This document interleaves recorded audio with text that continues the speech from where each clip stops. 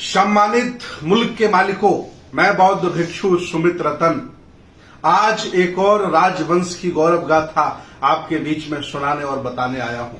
उस राजवंश का नाम है शाक्य मौर्य राजवंश। भारत में इन्हें अलग अलग नामों से जाना जाता है। कहीं मेहता, कहीं कुनबी, कहीं माली, कहीं गहलोत, कहीं भुजबल, कहीं कुशवाहा, कहीं सैनी या अन्य और बहुत सारे नामों से इन्हें पूरे भारत में जाना जाता है। मैं आपको बता दूं, आज के 2500 वर्ष पहले शाक्य वंश एक छोटा सा राज्य था। कपिलवस्तु उसकी राजधानी थी।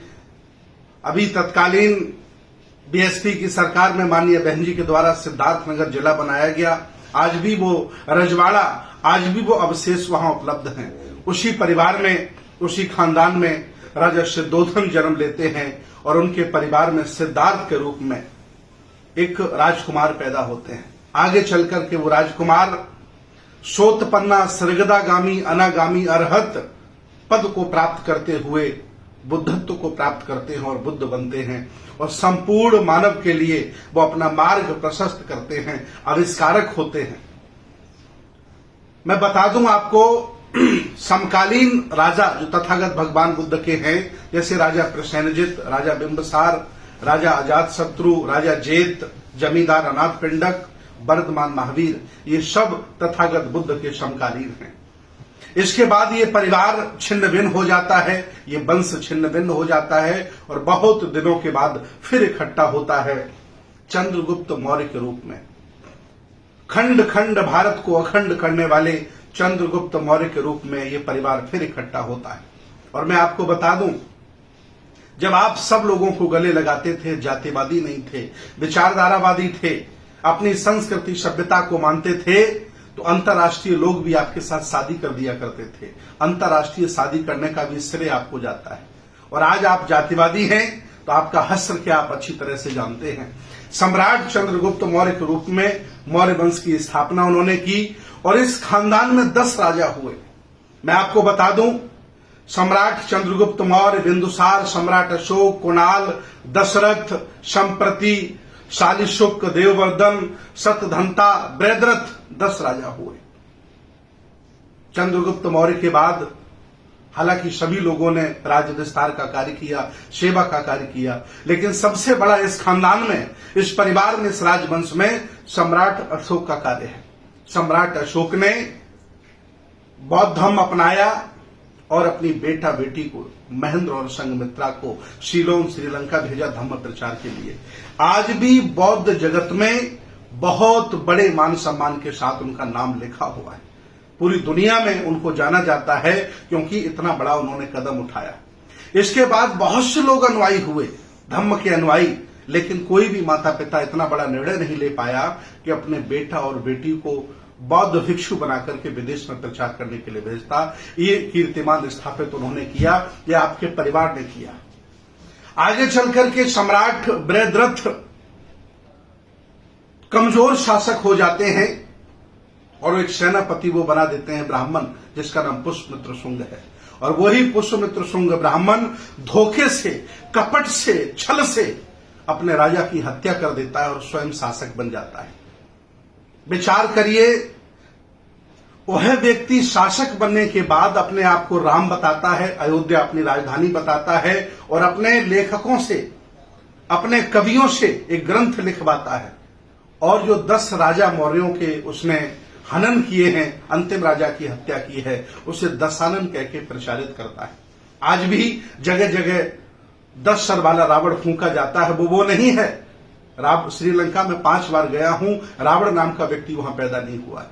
वो ये 10 मौर्य साम्राज्य हैं जिनका सर काटा जाता है, इनके सर फूंके जाते हैं 10 सर लगा करके। आज भी प्रथा कोई और नहीं, शाक्य, कुशवा, मौर्य सैनी समाज के लोग बनाते हैं।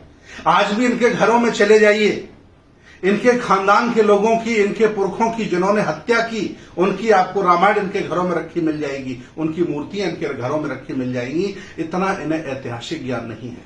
यही कारण है कि आज दिन तक ये परिवार अखंड भारत का राजा रहा। तब राजा रहा जब अफगानिस्तान, पाकिस्तान, तालिबान सारे भारत में लगते थे और आज नहीं हो पा रहा है सिर्फ इसलिए कि वो अपनी गौरव को, अपनी संस्कृति को, सभ्यता को भूल गया है। आगे चल करके फिर इस वंश का ह्रास हो जाता है, कोई रहता नहीं है। फिर ज्योतिबा फुले के रूप में, माता सावित्रीबाई फुले के रूप में दो रत्न इस खानदान में पैदा होते हैं। हालांकि लिखा है कि वो कुणबी और माली हैं। तो कुछ लोग जो पटेल समाज के लोग हैं, कुर्मी लोग हैं, मराठा हैं, वो भी ज्योतिबा फुले को अपना ही मानते हैं। मुझे कोई ऐतराज नहीं है। ये बहुजन समाज के जितने भी संत गुरु महापुरुष हैं, सब अपने ही हैं, कोई अलग अलग नहीं है। लेकिन चूंकि तुम्हें जातियों में बांटा गया और आप ईमानदारी से जातिवादी हैं, जाति के गौरव में जी रहे हैं, इसलिए आपकी जाति का ऐतिहासिक कार्य मैं बता रहा हूं ताकि आपको पता चले कि पुरखे आपके क्या थे और आज आप क्या हो गए।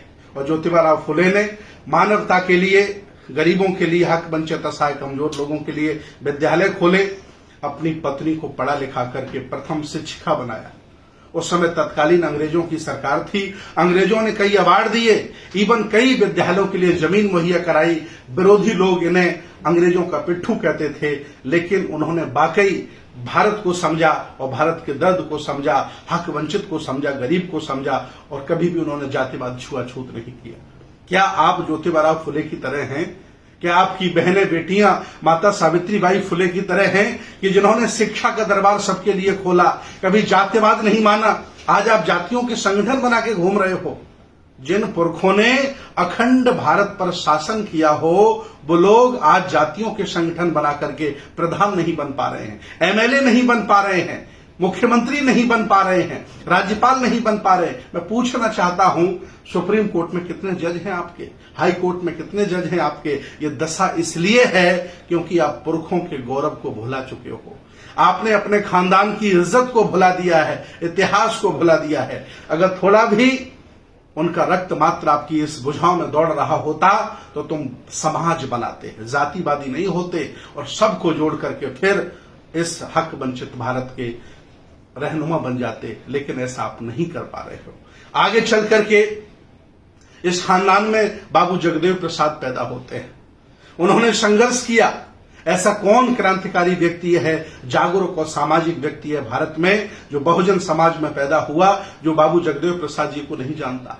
और कौन नहीं जानता कि उनकी हत्या किसने की, आखिर उन्हें क्यों मारा गया? ब्रयद्रथ को जिन्होंने मारा, उन्होंने ही जगदेव प्रसाद बाबू को मारा। और जिन्होंने आपको मारा, जिन्होंने आपके पुरखों की हत्या की, उनकी आप पूजा करते हो। लानत हमें आता है। अगर आप ही बदल जाओ तो एक बहुत बड़ी आबादी परिवर्तित हो सकती है अपने इतिहास को जानकर, अपने वैभव को जानकर। इतना ही नहीं, भारत के किसी भी राष्ट्रीय चिन्ह में चले जाइए, आपके पुरखों की निशानी है। राष्ट्रपति भवन में जो बुद्ध की प्रतिमा रखी है, वो भी आपके पुरखों की निशानी है। आज आईपीएस के कंधे पर जो अशोक की लाट लगी है, ये भी आपके पुरखों की निशानी है। तिरंगे में जो चक्र है, ये भी आपके पुरखों की निशानी है। भले ही भारत ये सेकुलर भारत हो, लेकिन ये बौद्धमय भारत लिखित तौर से है। भले ही उसके अनुयायी न हो, आप उसे न मानते हो। मैं आपको याद दिलाना चाहता हूं, ये परिवार पूरे देश में है, जगह जगह है। जैसे गहलोत जी, अशोक गहलोत मुख्यमंत्री, वो भी इसी परिवार के हैं। छगन भुजबल जी, वो भी इसी परिवार के हैं। मैं आज आपको ललकार रहा हूं, मैं आपको समझा रहा हूं, मैं आपकी अंदर की चेतना जगा रहा हूं कि आज भी आप अपने ऐतिहासिक गौरव को जानकर खड़े हो जाइए, तो बहुत सारे लोग आपके साथ खड़े हो जाएंगे और फिर आप इस भारत के, अखंड भारत के रहनुमा, शासक, राजा महाराजा बन सकते। कोई रोक नहीं सकता है। लेकिन जातिवादी होकर, इतिहास को भुलाकर, दूसरों की गुलामी करके कभी आप यहां शासक नहीं बन सकते हो। आओ शाक्य, कुशवा, मौर्य, सैनी समाज के लोगों, आओ। एक बार फिर ये भारत आपको पुकार रहा है। एक बार फिर ये श्रवण आपको पुकार रहा है कि जिस तरह से आपके पुरखों ने हक वंचित असहाय कमजोर लोगों को साथ लेकर इस देश पर शासन किया, आज फिर ये भारत चाह रहा है कि आप आएं और इस देश को संभालें, बुद्ध की संस्कृति, श्रमण संस्कृति को आगे बढ़ाएं। इसी के साथ मैं चाहता हूं कि अगर आपको ये वीडियो अच्छा लगा हो और आपके गौरव को जगा रहा हो, आपके इतिहास को बता रहा हो, तो आप ईमानदारी से इसे शेयर करिए ताकि प्रत्येक शाक्य, कुशवा, मौर्य, सैनी समाज का व्यक्ति जो लगभग 10-12% पूरे भारत में रहता है, उसे पता चलना चाहिए कि मेरे पुरखों का गौरव क्या था और आज हमारी ऐसी तैसी क्या हो रही है। बहुत बहुत धन्यवाद, बहुत बहुत साधुवाद।